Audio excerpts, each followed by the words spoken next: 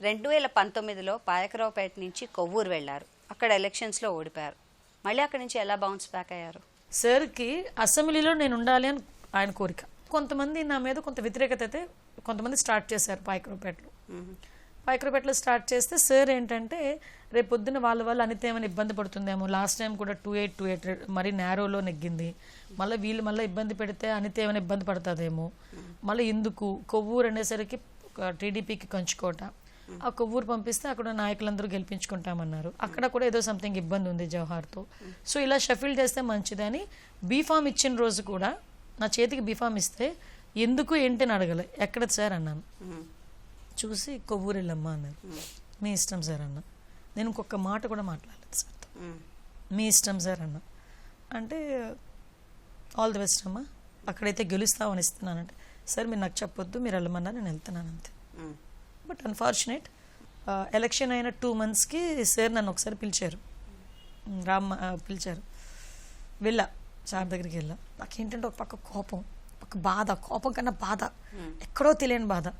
నాకు సార్ ఎందుకు నన్ను కొవ్వూరు పంపించారు, నేను అక్కడ ఉండుంటే గెలిచేదాన్ని పాయకరావుపేటలో, సార్ నన్ను కొవ్వూరు పంపించారు అని ఒక రకమైన బాధ.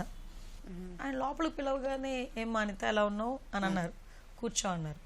కూర్చున్నా. కూర్చున్న దగ్గర నుంచి 10 నిమిషాలు ఏడ్చానమ్మా. సార్ కూడా వదిలేశారు నన్ను, ఊరుకో అని కూడా అనలా, వదిలేశారు.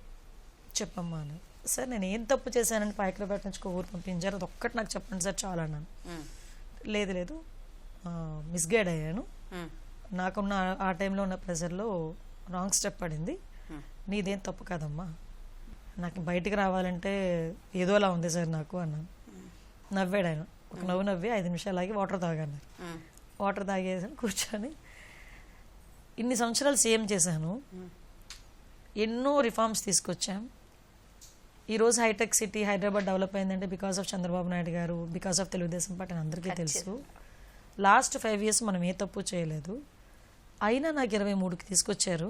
ఒకసారి నువ్వే ఆలోచించమ్మా అనిత, నువ్వే అలా అంటే నేను అసలు బయటకు వచ్చే పరిస్థితి అయినా నీకులా నేను ఆలోచిస్తే మరి ఈ టీడీపీ పార్టీ వాళ్ళందరికీ సపోర్టింగ్గా ఎలా ఎవరు నుంచి ఉంటారు? నేనే కదా నుంచోవాలి, మనమే కదా నుంచోవాలి. అంతే. మళ్ళీ ఇంకో గ్లాస్ వాటర్ తాగని చెప్పండి సార్ ఏం చేయమంటారు అన్న. ఇమీడియట్ అనమాట. అంటే వారం ఆఫీస్కి వచ్చి వెళ్తూ ఉండు అన్నారు. Okay sir.